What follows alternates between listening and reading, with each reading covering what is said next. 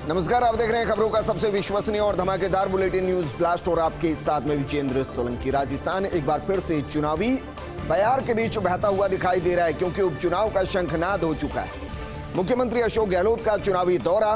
लंबे वक्त के बाद मुख्यमंत्री अशोक गहलोत जमीन पर सीधे जनता से संपर्क करते हुए नजर आएंगे। हालांकि संपर्क कभी टूटा नहीं, वर्चुअली वो लगातार जुड़े रहे, लेकिन एक लंबे दौर के बाद वो जमीन पर होंगे, कांग्रेस के लिए वोट मांग रहे होंगे। 7 अक्टूबर को धरियावद का चुनावी दौरा उनका तय हो चुका है।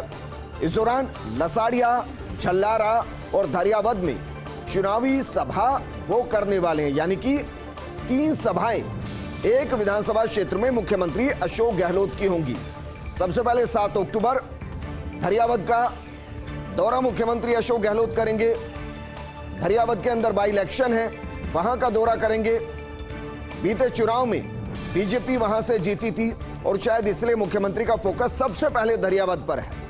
3 सभाएं की जाएंगी, लसाड़िया में की जाएगी, झल्लारा में की जाएगी और धरियावद में की जाएगी। मुख्यमंत्री अशोक गहलोत चुनावी सभाओं को संबोधित करेंगे। अगले दिन यानी कि 8 अक्टूबर को वल्लभनगर का चुनावी दौरा मुख्यमंत्री अशोक गहलोत करेंगे। दोनों सीटों पर 3-3 जगह चुनावी सभाओं को संबोधित मुख्यमंत्री अशोक गहलोत करने वाले हैं। इस दौरान प्रदेश प्रभारी अजय माकन, पीसीसी चीफ गोविंद सिंह डोटासरा उनके साथ रहने वाले हैं। आपको बता दें कि बाकायदा रणनीति पीसीसी की तरफ से दोनों विधानसभा क्षेत्रों को लेकर की गई है। अभी से कांग्रेस वहां एक्टिव मोड में है, लगातार वहां मार्किंग की जा रही है, एक तरीके से कह सकते हैं मैन टू मैन मार्किंग की जा रही है। लेकिन अब मुख्यमंत्री अशोक गहलोत मोर्चा संभालते हुए 7 और 8 अक्टूबर के चुनावी दौरे सामने आ चुके हैं। 7 अक्टूबर को जहां धरियावद की लसाड़िया, झल्लारा और धरियावद में चुनावी सभा करेंगे, वहीं 8 अक्टूबर को 3 जगहों पर मुख्यमंत्री अशोक गहलोत वल्लभनगर में सभा करेंगे और उनके साथ होंगे प्रदेश प्रभारी अजय माकन, पीसीसी चीफ गोविंद सिंह डोटासरा और जाहिर है इसके अलावा भी तमाम विधायक, मंत्री और नेता सभाओं में मौजूद रहेंगे।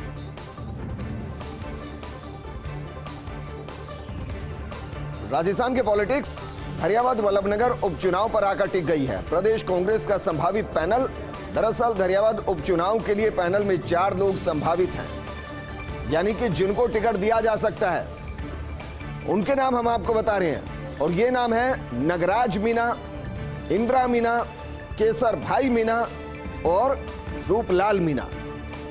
वल्लभनगर उपचुनाव के लिए पैनल में 3 लोग संभावित हैं और इनमें नाम है प्रीति शक्तावत का, भीम सिंह चंदावत का और ओम प्रकाश मैंड्रिया का। तो दरअसल दोनों सीटों का आकलन हम आपको बता रहे हैं, वो संभावनाएं बता रहे हैं जिनको कांग्रेस मैदान में उतार सकती है, क्योंकि प्रदेश कांग्रेस का संभावित पैनल जिसमें कौन कौन से नाम सामने आए, दोनों सीटों का जिक्र हम कर रहे हैं। धरियावद और वल्लभनगर दोनों सीटों पर कौन कौन से संभावित नाम। सबसे पहली बात धरियावद उपचुनाव की, यहां 4 नाम हैं। अगर बात की जाए वल्लभनगर की तो 3 नाम हैं। मेरे सहयोगी और ब्यूरो चीफ योगेश शर्मा जुड़ चुके हैं। योगेश, बीता बाई इलेक्शन हमने देखा संभावनाओं के आधार पर परिवार को ही टिकट दे दिया गया। क्या उसी रणनीति के तहत दोनों पार्टियां यहां काम करती नजर आएंगी, जातिगत समीकरणों को साधते हुए, या कुछ और रणनीति नजर आ रही है? और जो नाम आपकी तरफ से दिए गए हैं, संभावनाएं किसकी ज्यादा है? देखिए, सबसे बड़ी बात है, जो सबसे चौंकाने वाला नाम है वो धरियावद में है। जो प्रतापगढ़ के विधायक है रामलाल मीणा, उनकी पत्नी इंदिरा मीणा को धरियावद में कांग्रेस के पैनल में शामिल किया गया है। और चौंकाने वाली बात इसलिए होगी, अगर ये टिकट इंदिरा मीणा को मिल जाता है जी, तो ये राजस्थान की सियासत का ऐसा बिरला उदाहरण होगा कि पति के विधायक रहते हुए पत्नी भी चुनाव लड़ रही है विधानसभा का। हालांकि अभी बहुत सारे इसके अंदर पेच है और अभी तक जो सर्वाधिक संभावनाएं हैं वो इसमें नगराज मीणा जो पूर्व विधायक है उनकी नजर आती है। लेकिन अंतिम समय पर ऊंट किसी भी करवट बैठ सकता है, ठीक है, क्योंकि कांग्रेस के अंदर टिकट को लेकर अलग अलग तरह की जो कहा जा सकता है राजनीतिक चौसर बिस्ती रहती है। वल्लभनगर में यहाँ पर कांग्रेस ने तीसरा जो नाम, आप गौर से देखना, वो ब्राह्मण कार्ड यहाँ पर है, ओम प्रकाश मैनारिया। अगर रणधीर सिंह बिंडर या उनकी पत्नी भारतीय जनता पार्टी के टिकट पर आते हैं तो कांग्रेस यहाँ ब्राह्मण कार्ड खेल सकती है। जातीय समीकरणों में जी आदिवासी मतदाताओं के बाद वल्लभ नगर में सर्वाधिक जो बड़ी जाति है वो ब्राह्मण है। तो ये भी एक पॉसिबिलिटी है कि परिवार से अलग हटकर और एक ब्राह्मण कार्ड खेला जाए। हालांकि उम्मीद अभी भी सर्वाधिक यही है कि दिवंगत विधायक की पत्नी प्रबल दावेदार है और पैनल में सब योगेश, आप ये कह रहे हैं कि जातिगत समीकरणों को देखते हुए वेट एंड वॉच की पॉलिसी दोनों पार्टियां अपना सकती है कि पहले कोई नाम घोषित करे, उसके हिसाब से दूसरी पार्टी नाम घोषित करे।